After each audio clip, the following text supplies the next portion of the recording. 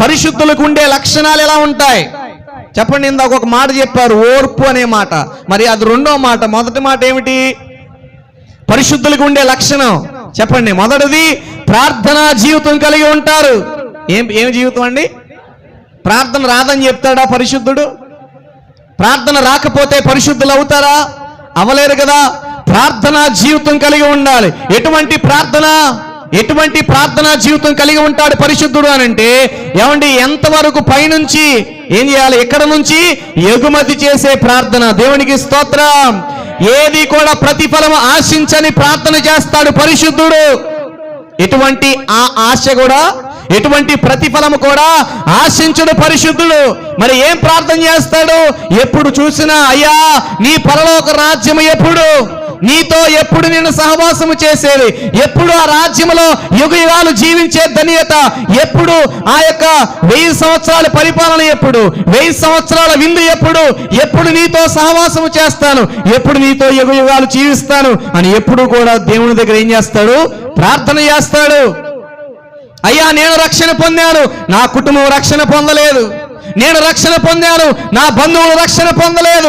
నేను రక్షణ పొందాను, నా గ్రామ ప్రజలు రక్షణ పొందలేదు. నేను రక్షణ పొందాను, నా రాష్ట్ర ప్రజలు రక్షణ పొందలేదు. నేను రక్షణ పొందాను, నా దేశ ప్రజలు రక్షణ పొందలేదు. నేను రక్షణ పొందాను, నా తోటి వారు రక్షణ పొందలేదు అని ప్రతి దినము దేవుని దగ్గర ఏడుస్తూ మొరపెడుతూ ఉంటాడు.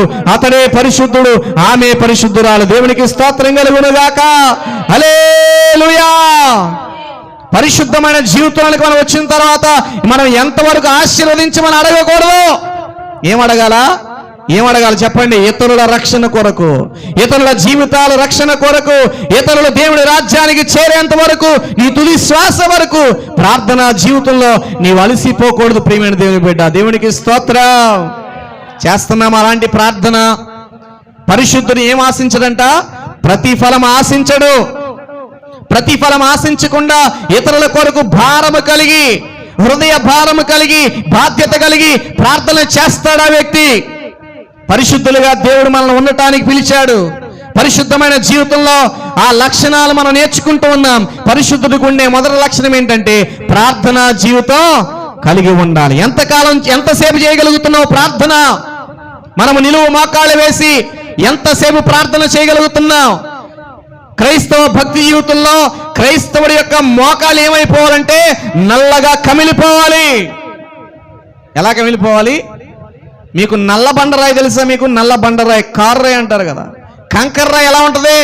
నల్లగా ఉంటుంది. మన మోకాళ్ళు కూడా ఏమైపోవాలి చెప్పండి? మన మోకాళ్ళు నల్లబడిపోవాలి. నల్లగా బండబారిపైన మచ్చ పడాలి క్రైస్తవుడు మోకాళ్ళ మీద. దేవునికి స్తోత్రం. ఏమండి, ఏమవ్వాలి? క్రైస్తవుడి మోకాలు నల్లబడాలి, నల్ల మచ్చ రావాలి. మరి ఎంతవరకు మనం మోకాళ్ళు వేసి ప్రార్థన చేయగలుగుతున్నాం? మోకాళ్ళు వేస్తే మోకాళ్ళ మీద మచ్చపడాలి. మనకి కాలు చివర ఉంటుంది కదా, మడిమ మీద కూడా నల్లగా మచ్చపడాలి. అంటే ఏదైనా రాయి పెట్టుకుని రుద్దేసుకుంటే మచ్చపడిద్దా? అమ్మా, ఏమవుతుంది? ఎలా చేస్తే మోకాళ్ళకు మచ్చపడుతుంది చెప్పండి? మోకాళ్ళు వేసి ప్రార్థన చేస్తే. మరి నీకు ప్రార్థన రాకపోతే, ప్రార్థనలో నీవు సమయాన్ని గడపకపోతే, ప్రార్థన ఎలా చేయాలో తెలియకపోతే, ప్రార్థన ఆత్మతో నీవు నింపబడకపోతే, ప్రార్థనలో నీవు సమయాన్ని గడపకపోతే, ప్రార్థనలో నీవు దేవునితో మాట్లాడే అనుభవానికి వెళ్ళకపోతే దేవుడు మనల్ని బట్టి సంతోషిస్తాడా? కానీ మనల్ని దేవుడు ఎందుకు పిలిచాడు చెప్పండి? దేవుడు ఎందుకు పిలిచాడు? దించడానిక, ఆశీర్వదించడానికి మాత్రమే దేవుడు మనల్ని పిలిచాడా? దేని కొరకు పిలిచాడట? పరిశుద్ధులుగా ఉండటానికి, పరిశుద్ధమైన జీవితం జీవించడానికి. పరిశుద్ధుడికి ఉండే మొదటి లక్షణం ఏంటంటే ప్రార్థనా జీవితం కలిగి ఉంటాడు. ఎలాంటి ప్రార్థనా జీవితం అది? చెప్పండి. ఎలాంటి ప్రార్థనా జీవితం? ప్రతిఫలము ఆశించని ప్రార్థన. నడుస్తుందా మనకి ప్రార్థన? ఏమండి, నడుస్తుందండి? పొద్దున్న నుంచి సాయంత్రం వరకు పని చేస్తే మనకి ప్రార్థన నడవదు. ఏమండి, మనకు ఒక చిన్న బలహీనత వస్తే ప్రార్థన నడవదు. ఇంట్లోకి ఎవరైనా బంధువులు వస్తే మనకి ప్రార్థన నడవదు. ఎవరైనా మనతో మాట్లాడడానికి వస్తే మనకి ప్రార్థన నడవదు. మరి నీవు అలాగుండటం దేవునికి ఇష్టం కాదు కదా. నీవు కుదిరితే చేయడానికి, కుదరకపోతే మానేయటానికి ఇది వంట కాదు. ఏమిటిది? ప్రార్థన. నీకు కుదిరితే చేయడానికి, కుదరకపోతే చేయకపోవటానికి ఇది పొలాన్ని పండించే పంట కాదు. నీవు కుదిరితే చేయడానికి, కుదరకపోతే చేయటానికి ఇది గడ్డి కోయటం కాదు.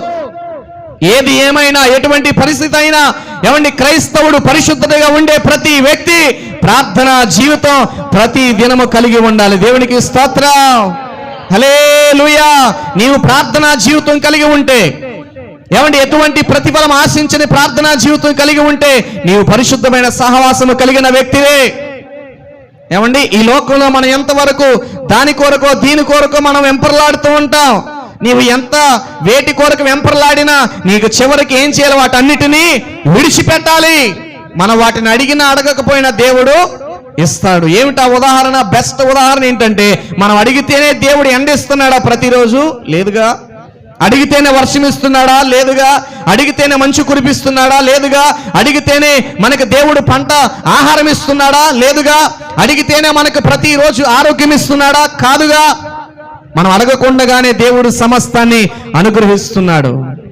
మనం ఇంకా లోక సంబంధమైన అడుగుతూ ఉంటే మనం సండే స్కూల్ పిల్లల భక్తిలోనే ఉన్నామని గడిచిన వారం మీకు జ్ఞాపకం చేశా. నీ భక్తి అలాగుండటం కాదు. నీ భక్తి ఎక్కడికి వెళ్ళాలంటే ఉచ్చ స్థితికి వెళ్ళాలి, చివరి స్థితికి వెళ్ళాలి, సంపూర్ణమైన భక్తి జీవితంలోకి వెళ్ళాలి, సంపూర్ణమైన పరిశుద్ధతలోనికి నీవు వెళ్ళాలి, సంపూర్ణమైన ప్రార్థనా జీవితంలోనికి నీవు వెళ్ళగలగాలి. దేవునికి స్తోత్రం, హల్లెలూయా.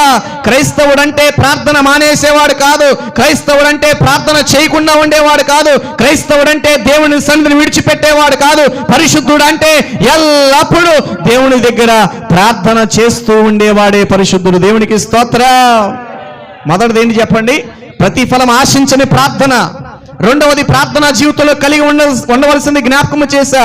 ఏ ప్రార్థన అంటే అది ఉచ్చరింప శక్యము కానీ మూలుగులతో చేసే ప్రార్థన.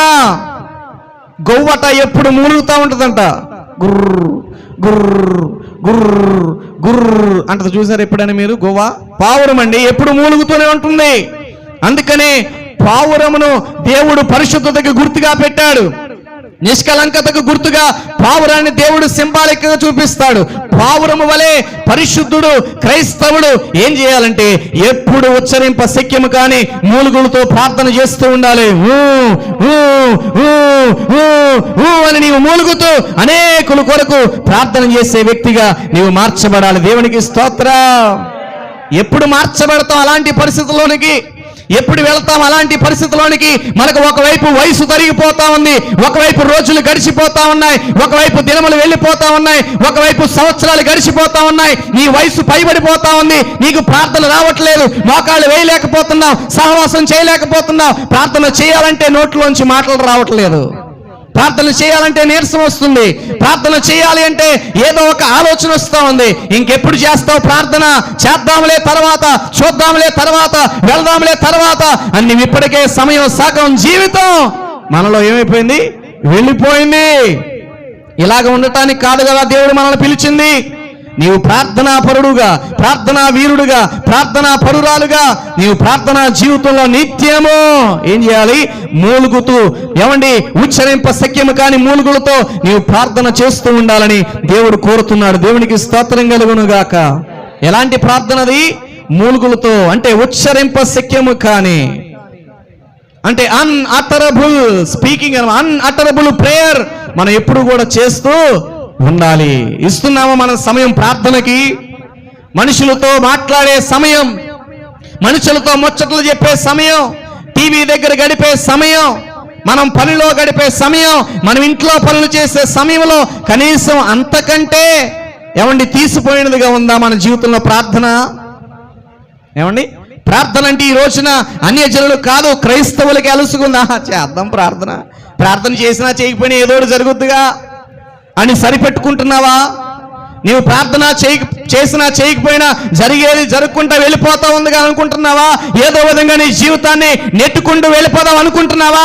జాగ్రత్త. నీవు పరిశుద్ధుడిగా ఉంటేనే పరిశుద్ధమైన దేవుని దగ్గర నీవు యుగయుగాలు జీవించగలుగుతావు. దేవునికి స్తోత్రం. నీవు పరిశుద్ధుడిగా జీవిస్తేనే, నీవు పరిశుద్ధురాలుగా జీవిస్తేనే, నీవు సరి అయిన ప్రార్థనా జీవితం కలిగి ఉంటేనే ఎంతవరకు నీ గురించి కాదు ఇతరుల గురించి ప్రార్థన చేయవలసిన బాధ్యత క్రైస్తవుడి మీద, పరిశుద్ధుడి మీద దేవుడు పెట్టాడు. ప్రియమైన దేవుని బిడ్డ, ఈ రోజున నీవు ప్రార్థనా జీవితం ఎటువంటిది కలిగి ఉండాలంటే ఉచ్చరింప సఖ్యము కానీ మూలుగులతో చేసే ప్రార్థనా జీవితం నీకు రావాలి. పరిశుద్ధుడికి ఉండే మొదటి లక్షణం ఏంటి చెప్పండి? ప్రార్థనా జీవితం.